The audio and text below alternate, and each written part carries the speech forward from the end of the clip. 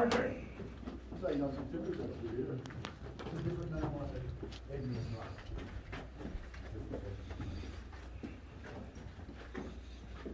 Watch your step. Come on over.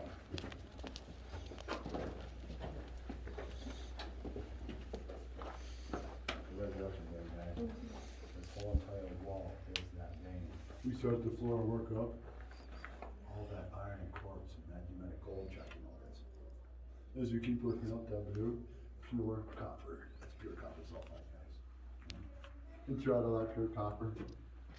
All that pyrite and all those chunks of gold everywhere. The resurrection vein. This vein still has 1 to 2 feet of vein left. And it'll still average 4 to 15 feet tall. Now, before I explain, How do we get the minerals out of that rock? Think about that copper. It's beautiful, isn't it? As pure copper tarnishes, pure copper turns blue. I was gonna ask, yeah. All the copper we eat today turns green, doesn't it? What does that tell us? It's different. No air. It's different, all right. Come on. Now, pure copper, blue. Our copper, green. How did you get pure? oh, Knuckles! Yes, thank you. Pure copper is worth a lot of money, but it's worthless. Well, it doesn't make sense, does it? 2 reasons why we can't use pure copper. Number 1, all that beautiful pure copper, way too soft. That copper is softer than gold, it's even softer than lead. No matter what you do, never hold its shape, guys, it's too soft. Second reason, as it tarnishes, it's going to turn the most beautiful blue. As it continues to tarnish and all that moisture slowly evaporates, sulfides take over. Sulfides will turn everything back to powder. All that copper is going to turn into basically talcum powder and blow away. So we can, Guys, it's all copper turns green. And as we look at that vein, we can see different green spots throughout, can't we? for the contamination of the ions. So yes, that's why our copper turns green. The heavy metals we have to add. Process, guys. The mill outside still operation. Everything in here, last time it operated was 1988. But it's still running. We start with this monster. This is a rock crusher. Rock crushers will always be set above and behind the ball mill, so I can feed the ball mill rock. There'll be a metal tray at the bottom and it's slowing down to the hopper, so we can feed. These bad boys are belt driven. We have 2 belts in that wheel. Those 2 belts will go out to your electric motor. When we power up that motor, those belts are going to make those wheels go nuts and spin. As they do. The spinning wheels makes this whole entire centerpiece rock. This whole center section will start rocking just like this. As it starts rocking, there's a steel bar attached to the bottom of it. It's actually going to start pushing and pulling that steel bar. That steel bar is still attached to the bottom of this pivot point. So once that sucker starts to rock, and it starts to push and pull the steel bar, that steel bar will open and close that jaw. We chew food, this sucker's going to chew rock. Be going about that speed, guys. And yes, it is still running. Once that sucker's going, ooh, Phoenix Vein. This sucker is 48-pound rock. How do I know? I was a sucker that carried it out of the Phoenix Vein. Dave, look at that beautiful sample. Can we take it out and display it? Yeah, you carry it. And I know why he said that. Because it weighs 48 pounds. We take these beauties, shove them in the jaw. As we do, pieces will start to pop out and flow down that tray. The second we do this, introduce water. Not for this. The drills the old timers used, they ran on air, guys, compressed air. Believe it or not, the first ever compressed air drill, 1887. So they were running compressed drill. Air that made it run helped blow the sand out of their holes, keeping the steel bit from overheating and jamming in the rock. Downfall, that sand that is blowing out of the holes, out of those holes, silicate, guys. Silicate's glass. They're breathing glass for 12 hours a day, 7 days a week. Just causing silicosis. Because of these pretty little faces, we're gonna leave it at silicosis. Life expectancy of a miner was 18 to 25 years old. And at 25, we're not going to the hospital wishing you well. Not a good thing, guys. Silicate, it's a killer. All those drills they used, 1887 to the early 1930s, we lost almost 250,000 miners to silicosis. So we gave those drills a very, very special nickname. Any guesses? Today we still refer to those drills as the Widowmakers. They live up to their names, guys, they truly do. You start eating silicate, it's not gonna be a good thing. You're not gonna live much more. Every day I go to work, what's the biggest fear of my mind? Silicate. I don't care if that too many times. Notice, hookups for water lines. You hook up the water line and start getting water flowing through this bad boy. Once you do, fill it full of pine oil. Pine oil is more environmentally safe. It'll suds up 10 times better than any soap in the market. That soap is going to be extremely thick and extremely heavy. So thick and heavy, it will move, it'll displace water, and this chamber starts to fill with water. The oil, very important. Once this bad boy's full, power that sucker up. 2 belts made it run. The first belt went around the pulley, making the discs in there spin. As they did, rubber plates will agitate the water like the old washing machines, the wash cells. That agitation creates soap, doesn't it? That soap is so super thick and super heavy. It'll move the water to these chambers, so these will start filling with water. And because that soap is so thick and heavy, the lightest of our precious metals get trapped in that soap. It just so happens to be all that beautiful copper sulfide. It's that light, guys. It gets trapped in that soap.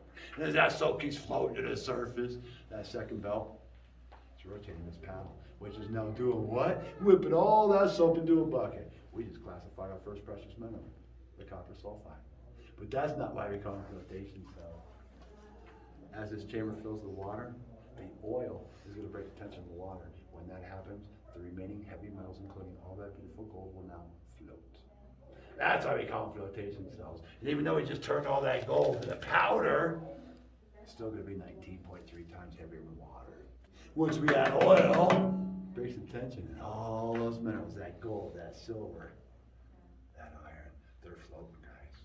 That's why we call them flotation cells. We hook a hose of that bad boy, run the hose of the tables, we'll reclassify. We classify those minerals based off of the weights, the gravity, and the flotation of those minerals. Before I explain that final step, I'm going to show you guys what makes this monster so amazing. Because yeah, you can see it was averaging almost 15 feet tall. When you spin around and look at that wall, that whole entire wall is a solid vein. Came all the way out to where you guys are standing. So yes, this whole wall is still solid vein. As we work up the wall, we see the copper vein. This is nothing. It gets better, trust me. Oh yeah. What are we looking at? The edge of the vein, huh? This is one of the sections we're working. Why? We want to get all this iron from the floor all the way up out of here and expose what is still there. You guys want to see? Yep. Even though this is all still solid vein, we're getting down over here. You can see prime example of what that was just called. This is all going bye-bye. So we can expose the resurrection vein. Behind all that iron, the wall still looks like this, guys. All 6 metals: silver, sulfur, iron, copper, gold, pyrite. It's all right there. It's amazing. What you do good with that bad boy? Follow it down and go gather on either side of that table. But I'll stay here and keep it lit up. That way as you walk by, you can see what made this suckers. Because you can see gold. The resurrection. All 6 precious metals. See how the whole wall still looks like this. Very cool. It's amazing. Now, what made the Phoenix Gold Mine such an amazing mine? From 1887 until 1988, the mine was worked maybe a total of 25 years. That's it for that long 100 period. Guys, in that 25 years, they pulled almost 100,000 ounces of gold out of this mine. That didn't include the silver, the sulfur, the iron, or the copper. The gold they took out of here, almost 100,000 ounces. That's impressive for private. Now, notice this big old beast. See those rear marks? We call those rear marks the rift, R-I-F-T, little riffles. Very top of the table, you see a couple strips of wood up there. That's what made up the rifts. This table is covered with strips of wood. And you can see how they all came down and ended. But at this point, we can see a single rift coming up with those. This is the lower table. There's a reel on the table we can spin on, but counterclockwise and adjust the pitch of the table. Once you get that pitch set, there's a water line going down on the table. Turn the water line on. As you do water goes down the table, water pressure does it. What's the water pressure going to do? Push up against the rip. It sounds ripping down the table. water lines coming off those locations, so. Just a lot bigger version of what I showed you. Those water lines will flow into this hopper. All our minerals will float on this table. And as they float onto the table, they make up that water, the water pressure flowing down the table. When that happens, that water, the water pressure, will push our minerals against those rifts and pin them there.